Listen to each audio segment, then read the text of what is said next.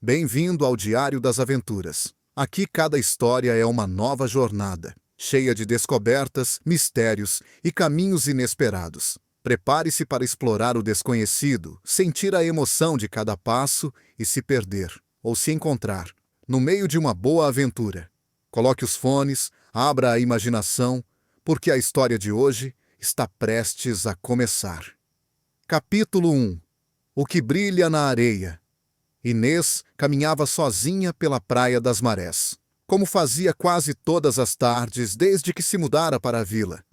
Era seu momento preferido do dia, quando o mundo parecia mais calmo, como se tudo estivesse desacelerando só para respirar. O vento soprava suave, trazendo o cheiro de sal, algas e lembranças antigas. Ela gostava de ouvir o som das ondas e sentir a areia fria sob os pés, enquanto o céu se tingia de tons dourados, cor de vinho e lilás. Era como se a natureza pintasse um quadro só para ela. Naquela tarde, no entanto, algo estava diferente. Enquanto seguia perto das pedras, algo brilhou na areia. Pequeno, discreto, mas com um brilho dourado que não combinava com conchas ou vidros do mar. Inês parou, franziu a testa, se aproximou com a curiosidade acesa. Ajoelhou-se. No centro de uma pedra achatada e lisa como mármore havia uma chave, meio enterrada, coberta por grãos úmidos de areia, mas era claramente antiga e estranhamente bonita. Ela limpou ao redor com os dedos. A chave era pesada, ornamentada, cheia de pequenos desenhos que pareciam flores e ondas. Não era como nenhuma que já tivesse visto. Tinha um brilho próprio, quase pulsante, como se esperasse por alguém há muito tempo. Inês olhou em volta. Ninguém por perto, só o som do mar. Um arrepio subiu pelas costas, mas não era medo. Era a sensação exata de estar à beira de algo importante. Ela segurou a chave e puxou com força. A pedra fez um estalo seco, quase como um suspiro, e, por um instante, tudo ao redor pareceu parar. O vento cessou. O mar ficou suspenso, como se segurasse o fôlego junto com ela. Até os pássaros silenciaram no céu. Ficou ali, ajoelhada, com a chave dourada na mão.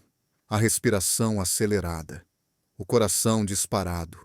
Inês não sabia o que aquilo significava, mas sabia, com absoluta certeza, sua vida acabava de mudar.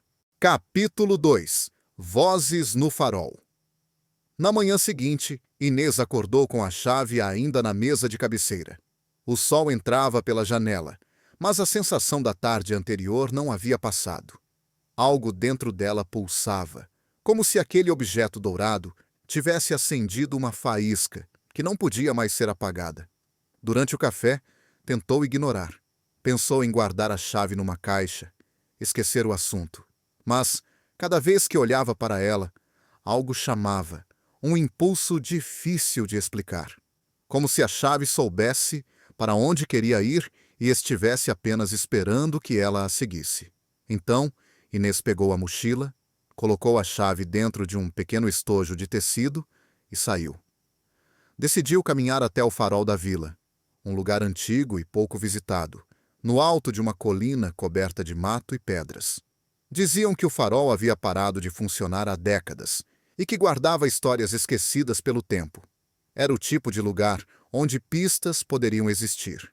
A trilha era curta, mas íngreme. O vento soprava forte e carregava o cheiro do mar aberto. Ao chegar, Inês encontrou a velha porta de madeira parcialmente aberta, rangendo ao toque. O interior estava escuro e empoeirado. Degraus circulares subiam em espiral, como se levassem para outro mundo. Subiu com cuidado, ouvindo os próprios passos ecoarem nas paredes. Quando chegou ao topo, viu a vista inteira da vila e do oceano. Mas o que a fez parar não foi o horizonte, foi a voz. Um sussurro, suave, quase imperceptível. Você encontrou a chave. Inês congelou. Olhou em volta. Não havia ninguém. O vento entrava por uma fresta na parede, mas o ar estava parado demais. Aquilo não era imaginação. Ela puxou a chave do estojo, com os dedos trêmulos. Na mesma hora, ouviu outro sussurro. está mais perto do que pensa. A chave parecia levemente morna em sua mão, como se tivesse despertado. Inês desceu os degraus em silêncio, o coração martelando. Não sabia o que estava acontecendo, mas agora tinha certeza de uma coisa: a chave estava guiando, e ela decidira seguir. Capítulo 3. O mapa na parede. Inês passou o resto do dia tentando entender o que ouvira no farol. As vozes não saíam da cabeça. Eram suaves, mas certas. Como se tivessem falado de dentro dela ou de algum lugar muito antigo. Aquilo não era loucura. Ela sentia. A chave tinha um propósito e estava apenas começando a revelá-lo. Na manhã seguinte, voltou ao farol, mas agora com outro olhar. Em vez de procurar algo óbvio, decidiu observar como quem lê uma carta antiga, procurando detalhes escondidos entre as linhas. Lá dentro, a luz do sol atravessava uma janela quebrada e desenhava formas no chão empoeirado. Inês subiu os degraus com calma, tentando escutar qualquer sussurro, qualquer sinal. Mas o silêncio era absoluto. Ao chegar ao topo, algo chamou sua atenção. Uma parte da parede, coberta por uma camada mais escura de poeira. Como se ali estivesse algo esquecido. Inês se aproximou e passou a mão. A poeira cedeu, e sob ela surgiu o contorno de algo gravado na pedra. Um desenho rústico, quase apagado, mas ainda legível. Era um mapa, pequeno, marcado por símbolos estranhos e um traço curvo que lembrava a costa da vila. Havia um X em um ponto entre os penhascos, perto de uma árvore isolada que ela reconheceu, ficava no final da Trilha dos Ventos, um caminho pouco usado que levava até o alto da falésia. Ao lado do X, uma inscrição em letras pequenas: a chave abre o que não se vê. Inês sentiu um calafrio. Era como se o farol estivesse esperando que alguém decifrasse aquele enigma. Como se a chave fosse mais que um objeto. Fosse um convite. Anotou o mapa em seu caderno, cuidadosamente. Quando saiu do farol, o vento parecia diferente, quase cúmplice. Naquela noite, ela não conseguiu dormir. Ficou olhando a chave sobre a mesa, sob a luz fraca do abajur. Não sabia o que encontraria naquele lugar marcado no mapa, mas sabia que precisava ir até lá. Capítulo 4. A Trilha dos Ventos. O dia amanheceu nublado, com nuvens grossas avançando lentamente pelo céu. Inês vestiu um casaco leve, prendeu o cabelo e colocou a chave com cuidado no bolso interno da mochila. O mapa estava dobrado em 4, junto ao caderno onde ela anotava tudo desde o primeiro dia. Sabia que aquela não era uma simples caminhada. Era o próximo passo de algo maior, e não queria perder nenhum detalhe. A Trilha dos Ventos começava atrás de um velho celeiro abandonado, escondido entre arbustos. A maioria das pessoas evitava aquele caminho por ser íngreme e solitário, mas Inês seguiu sem hesitar. O ar ali era diferente, frio, úmido, quase denso. Cada passo soava mais alto do que deveria, como se a natureza prestasse atenção. Enquanto subia, a vegetação foi mudando. Árvores retorcidas, raízes expostas e pedras cobertas por musgo davam ao lugar uma atmosfera antiga, como se estivesse fora do tempo. Por mais estranho que parecesse, Inês sentia que conhecia aquele caminho, ou que ele, de algum modo, a reconhecia. Cerca de 1 hora depois, ela chegou ao topo da falésia. O mar se estendia à frente como um tapete cinzento, e o vento soprava forte. Ali, solitária, estava a árvore do mapa. Alta, seca, com galhos abertos como braços esperando algo.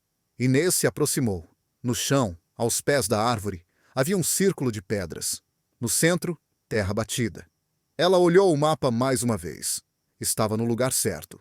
Ajoelhou-se e começou a escavar com as mãos, devagar. A terra estava compacta, mas cedeu pouco a pouco. E então, algo duro tocou seus dedos. Uma tampa de madeira, gasta pelo tempo. Tinha uma argola de ferro e uma pequena fenda, exatamente do tamanho da chave. O coração de Inês acelerou. Tirou a chave da mochila com cuidado. Ela parecia vibrar levemente em sua mão. Sem hesitar, encaixou-a na fenda. Um estalo, um clique seco, e a madeira começou a se mover. Capítulo 5. O coração escondido. A tampa de madeira rangeu ao se abrir, revelando uma escada estreita, escavada na pedra, descendo para dentro da falésia. O ar que subia de lá era frio, mas não abafado. Tinha cheiro de tempo, como um lugar que guardava segredos havia muitos anos. Inês respirou fundo, acendeu a lanterna do celular e começou a descer. A escada era íngreme e irregular. As paredes de pedra úmida refletiam o som dos passos e o leve bater do coração dela. A chave ainda estava em sua mão, apertada, como se fosse seu guia. Depois de alguns minutos, a escada terminou em uma câmara pequena, esculpida à mão. O chão era de terra firme, e no centro havia uma estrutura curiosa, um pedestal de pedra com uma abertura circular. Inês se aproximou com cuidado. A abertura parecia feita sob medida para algo específico. Ao lado, uma nova inscrição, em letras gravadas com paciência. O que abre esta porta não é apenas a chave, mas a intenção de quem a carrega. Ela olhou para a chave, e naquele instante, entendeu. Não era sobre descobrir um tesouro, nem sobre desvendar um grande mistério para os outros. Era sobre o que aquela jornada havia despertado nela: coragem, curiosidade, respeito pelo invisível. Com um gesto firme, encaixou a chave no pedestal. O chão tremeu levemente. Uma luz tênue se acendeu ao redor, vinda de pequenas fendas nas paredes. E então, bem à sua frente, a pedra deslizou para o lado, revelando um nicho com um baú antigo. Dentro dele, nada de ouro ou joias. Apenas papéis amarelados, diários, cartas e mapas. Registros de outras pessoas que também haviam encontrado a chave, em outros tempos, guiadas pelo mesmo chamado. Inês sorriu. A chave não abria apenas um lugar. Ela abria uma conexão entre histórias, entre pessoas, entre épocas. Deixou sua própria carta no baú, contando sua aventura. Fechou tudo com cuidado, subiu de volta e, ao sair, sentiu o vento tocar seu rosto como um sussurro conhecido. Guardou a chave e começou a descer a trilha, pronta para o que quer que viesse depois.